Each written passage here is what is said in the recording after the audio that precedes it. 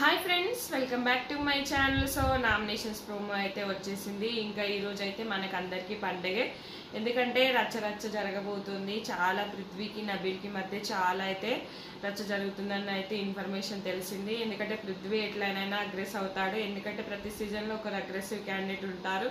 వారి వల్ల అయితే నామినేషన్స్లో అయితే ఫుల్ రచ్చ అయితే జరుగుతూ ఉంటుంది. సో నబీల్ కూడా ఫామ్లోకి వచ్చాడు అనిపిస్తుంది. లాస్ట్ వీక్ నుంచి ఫామ్లోకి వచ్చాడు. ఫస్ట్ ఒక 1 వీక్ చాలా సైలెంట్గా ఉన్నాడు. సో ఇప్పుడైతే చాలా ఫామ్లోకి అయితే వచ్చేసాడు. సో సోనియాని కానీ ఇంకా పృథ్వీని కానీ నామినేట్ చేసే విషయంలో ఇంకా ఇట్లా అని ఎక్కిరించడం ఇదంతా అయితే జరిగింది.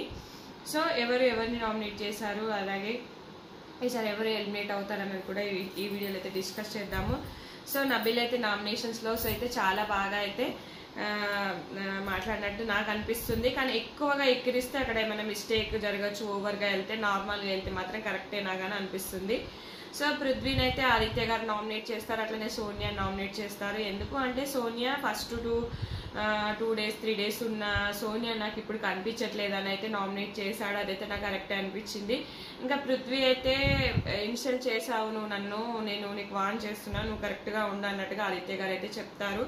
కానీ ఇక్కడ మనకి పృథ్వీ అయితే నాగార్జున సార్ గారు చెప్పిన తర్వాత కూడా ఇంకా అదే అగ్రెషన్ తోని సారీ అని చెప్పేస్తే అయిపోయేది. అంతా నాగ్ సార్ చెప్పినా కూడా ఇంకా అదే మూడ్లో ఉండి సేమ్ అట్లనే రెచ్చిపోయినట్టుగా అయితే మాట్లాడినట్టు అనిపిస్తుంది. కొంచెం తగ్గితే బాగుండు పృథ్వీ, ఎందుకంటే మళ్ళీ ఆదిత్య గారి పైన రెచ్చిపోతాడు. నువ్వు నాకు ఆదిత్య గారు ఏమంటారంటే, నువ్వు నాకు నామినేట్ చేసావు కదా, అప్పుడే అంటే నామినేట్ కాదు సారీ, నా మీద అగ్రెషన్ అయ్యావు కదా, నన్ను ఇన్సల్ట్ చేసావు కదా, ఆ టోన్తోనే నువ్వు నాకు సారీ చెప్పలేదు. సారీ ఏమో మెల్లగా చెప్పావు, అరవడం మాత్రం గట్టిగా అరిచావు అన్నట్టుగా చెప్తారు. కానీ ఇంకా సారీ చెప్తే వదిలేయాలి అక్కడికే. బట్ కొంచెం ఆదిత్య గారు కొంచెం డ్రాగ్ చేస్తారు, ఎందుకంటే పాపం మన శేఖర్ భాషనైనా బేబక్కనైనా ఇట్లా వాళ్ళనే నామినేట్ చేశారు, అదే పాయింట్ మీద చేస్తూ ఉన్నారు. ఇక ఒక పాయింట్ దొరికితే దానిపైన చేస్తారు ఆదిత్య గారు. సో ఇక్కడ ఆదిత్య గారు అయినా పృథ్వీదైనా కొంచెం మిస్టేక్ అని నాకు అనిపించింది. నెక్స్ట్ నబీల్ సోనియాతో అయితే గట్టిగా అరుస్తుంది. ఎందుకంటే మొన్న సంచాలకుడుగా ఉన్నప్పుడు ఏదో పాయింట్స్ ఎక్స్ప్లెయిన్ చేసినప్పుడు సోనియా ఇట్లా వెక్కిరించినట్టుగా మాట్లాడుతుంది. సో నువ్వు నన్నంత గట్టిగా చెప్పకు, నార్మల్గా చెప్పు, తగ్గు అని మాట్లాడతాడు. సో అదే విషయంలో అయితే నామినేట్ చేశాడు. నెక్స్ట్ మనకి పృథ్వీని కూడా మనకు నబీల్ నామినేట్ అయితే చేస్తాడు. ఎందుకంటే నువ్వు నాతో అగ్రెషన్గా మాట్లాడావు, నువ్వు మాట్లాడినప్పుడు నీ నరాలు కనిపించేంత కోపంతో నాతో మాట్లాడావు అని చెప్తాడు. కానీ ఇక్కడ మనకు సోనియాని అన్నట్టుగా ఎడిట్ చేశారు, కానీ సోనియాని కాదు పృథ్వీని అంటాడు.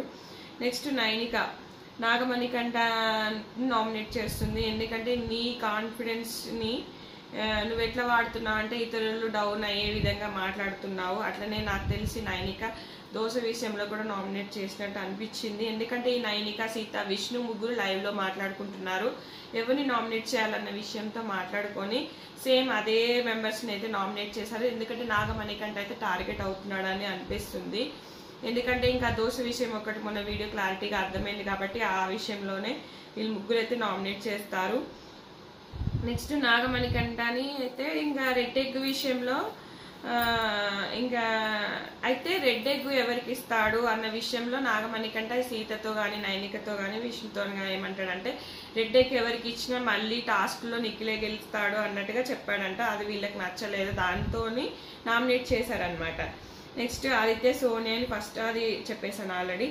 నెక్స్ట్ పృథ్వీ నబీల్ని ఎందుకు మళ్ళీ రివర్స్ నామినేషన్ చేసుకున్నారనమాట. పృథ్వీ నబీల్ని సంచాలకుడిగా ఫెయిల్ అయ్యావని నామినేట్ చేశాడంట. కానీ అక్కడ పాపం ఆయనే కరెక్ట్గానే చేశాడు, ఎందుకంటే అంతకన్నా మంచిగా అయితే ఎవరు చేయలేదు. నబీల్ అయితే నాకు కరెక్ట్ అనిపించాడు.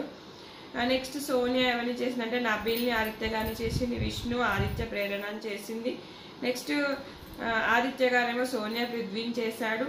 నెక్స్ట్ పృథ్వీ నబీల్ని మణికంఠని చేశాడు. సీత వచ్చేసి ప్రేరణ మణికంఠని, అలాగే మనకి నైనిక వచ్చేసి మణికంఠ పృథ్వీ, అలాగే మనకు మణికంఠ వచ్చేసి పృథ్వీ ఆదిత్య, వీళ్ళైతే నామినేట్ అయ్యారు. సో ఇంకా చూడాలి ఇంకా ఈసారి ఎవరు ఎలిమినేట్ అవుతారు అనేది నేను ఆ వీడియో కూడా చేస్తాను. సో మనకు ఇక్కడ నిఖిల్కి అయితే ఒక పవర్ అయితే వస్తుంది. ఎవరిని సేవ్ చేస్తావు అంటే నాకు తెలిసి మనం అందరం ఏమనుకుంటాం, సోనియాని కానీ లేకపోతే మన పృథ్వీని కానీ సేవ్ చేస్తాడు అనుకుంటాం. కానీ నిఖిల్ అలా చేయడం అనిపిస్తుంది.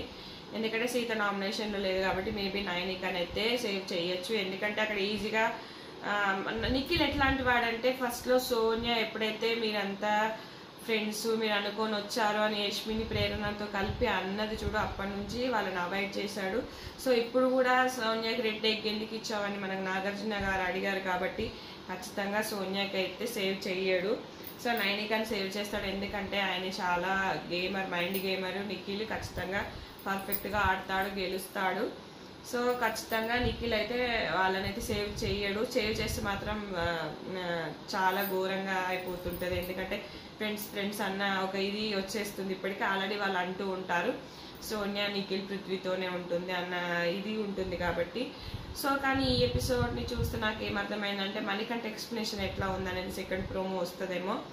మణికంఠ కొంచెం అట్లనే ప్రవర్తిస్తే మాత్రం మణికంఠ ఒంటరి అయిపోతాడు. మణికంఠనైతే టార్గెట్ చేస్తారు అనిపించింది, ఎందుకంటే మణికంఠనే చాలా మంది నామినేట్ చేశారు ఆ దోశ విషయంలో.